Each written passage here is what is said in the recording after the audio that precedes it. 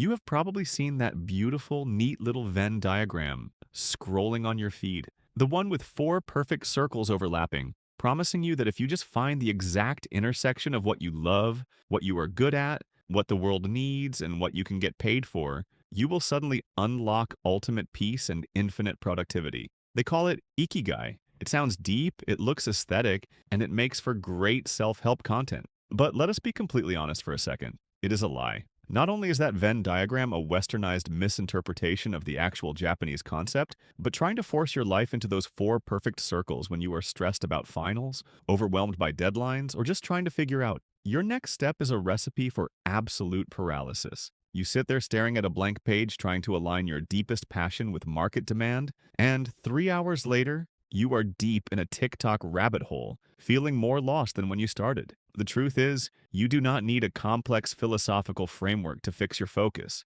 You do not need to discover your ultimate life's purpose before you can finish your essay or build that side project. You need something that actually works in the real world. Right now, when your phone is buzzing and your attention span is cooked, you need to stop looking for Ikigai and start using monk mode for just 2 hours a day. Think about the last time you actually tried to sit down and get something important done. You open your laptop, determined to crush your work. You have your iced coffee, your lo-fi beats playlist is humming in the background, and the vibes are immaculate. You feel like a productivity influencer. Then it happens. A single notification lights up your screen. It is a text from a friend, or a random YouTube notification, or an email from a professor. You tell yourself you will just glance at it for 5 seconds. Just a quick peek to clear the notification badge. But those 5 seconds instantly morph into 45 minutes of mindless, zombie-like scrolling. By the time you snap out of it, your coffee is cold, your energy is completely drained, and that dark cloud of guilt starts creeping into your chest. You feel like a failure because you cannot even stay focused for an hour. You start thinking that maybe you just lack discipline, or maybe you just do not want it badly enough. But here's the secret that the productivity gurus never tell you. It is not actually your fault. You are trying to fight a war against algorithms designed by the smartest minds on Earth specifically to hook your brain's dopamine pathways, and you're trying to fight that war with nothing but raw willpower. Spoiler alert, willpower loses every single time. If you keep playing the game by their rules, you will stay stuck in this exact same loop of procrastination and self-blame forever. But what if you could completely rewrite the rules of the game? What if, instead of trying to resist the temptation for 12 hours a day, you just completely eliminated it for a tiny, hyper-focused window? That is the core philosophy behind the monk mode habit. It is not about moving to a monastery, shaving your head, or giving up all your worldly possessions. It is a brutal, unapologetically effective protocol of non-negotiable isolation. It is about creating a temporary, impenetrable fortress around your mind so that deep work becomes the path of least resistance. When you enter this state, you are not trying to balance four different areas of your life like that broken Ikigai model tells you to. You are doing the exact opposite. You are choosing one single thing, ignoring everything else in existence, and attacking it with absolute ferocity. And the best part? You do not need to do this all day. You do not need to ruin your social life or become a social recluse. You just need 2 hours, 120 minutes of pure, uninterrupted execution. If you can commit to that short window, you will genuinely achieve more progress in a single afternoon than most people do in an entire week of frantic, distracted multitasking. But before you jump into this, you need to understand that there is a massive catch. If you set up your monk mode incorrectly, you will fail within the first 10 minutes and you will actually end up feeling more burnt out than before. To make this work, you have to follow 3 non-negotiable rules, and the very first rule is usually the hardest one for our generation to swallow. It is called radical digital fasting. When your 2-hour monk mode timer starts, your smartphone cannot just be placed face down on your desk. It cannot just be put on vibrate. If that phone is within your line of sight or within arm's reach, your brain is actively expending mental energy just to resist checking it. Studies have proven that the mere presence of a smartphone on a desk significantly reduces cognitive capacity, even if it is completely turned off. You are literally making yourself dumber just by looking at it. So when you enter monk mode, you take that phone and you physically place it in another room. You lock it in a drawer, you give it to a family member or roommate, and tell them not to give it back to you until the 2 hours are up. If you are working on your computer, you use website blockers to completely shut off access to every single social media platform, news site, and messaging app. You close the 50 open tabs that are cluttering your browser and your mind. You reduce your digital world down to the absolute bare minimum required to complete the task in front of you. It feels incredibly uncomfortable at first. Your hand will literally twitch automatically, reaching for a phone that isn't there. You will feel a sudden wave of anxiety, a phantom itch telling you that you are missing out on something urgent. But if you can sit through that initial discomfort for just 10 minutes, something magical happens. The urge fades,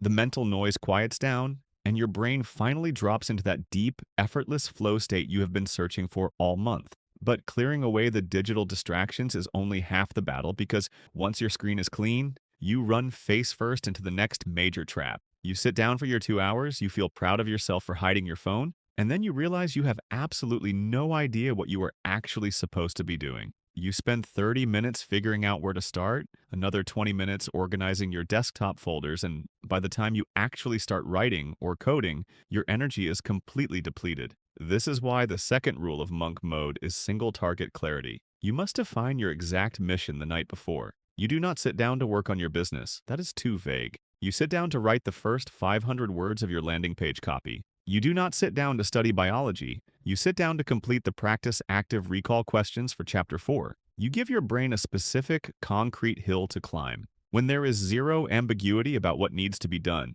there is zero friction holding you back from starting. You become like a laser beam. A regular light bulb scatters energy all over a room, lighting up everything but burning through nothing. A laser beam takes that exact same amount of energy, condenses it into a single microscopic point, and can cut through solid steel. Your focus needs to be a laser beam. One task, one objective, zero pivots. But even with perfect clarity, there is a hidden internal enemy waiting to sabotage your progress about an hour into the session. This enemy is the phenomenon known as micro-procrastination. It is the sneaky, productive-looking tasks that your brain invents just to escape the actual hard work. It is deciding you suddenly need to clean your desk before you can finish that paragraph. It is deciding you need to check a reference guideline or adjust the formatting of your document. It feels like work, so you do not feel guilty doing it, but it is actually just a sophisticated coping mechanism for stress. To defeat this, you need the third rule of monk mode, which is the absolute ban on context switching.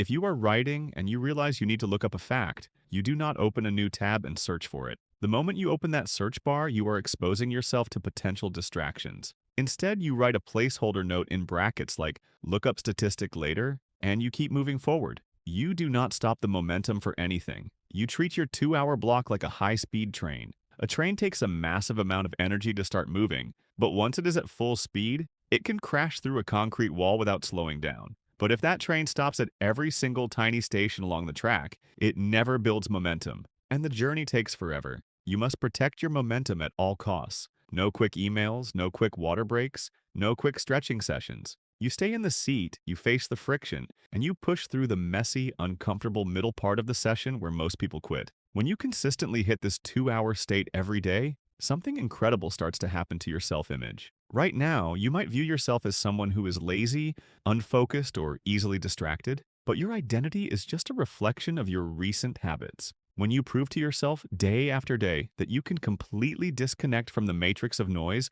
and execute on your own terms, your confidence skyrockets. You stop wishing for that mystical, perfect balance of Ikigai because you realize that true fulfillment does not come from a pretty diagram. It comes from the raw, undeniable satisfaction of doing hard things. You stop wishing for that mystical, perfect balance of Ikigai because you realize that true fulfillment does not come from a pretty diagram. It comes from the raw, undeniable satisfaction of doing hard things and doing them incredibly well. You start to see your peers struggling, complaining about burnout, and running in circles, while you are quietly moving miles ahead in just a fraction of the time. You gain an unfair competitive advantage in a world that is losing its collective mind to short-form content. This is your invitation to step out of the chaos. Do not wait for Monday. Do not wait until you feel perfectly motivated, because that feeling is never going to come. Try this tonight.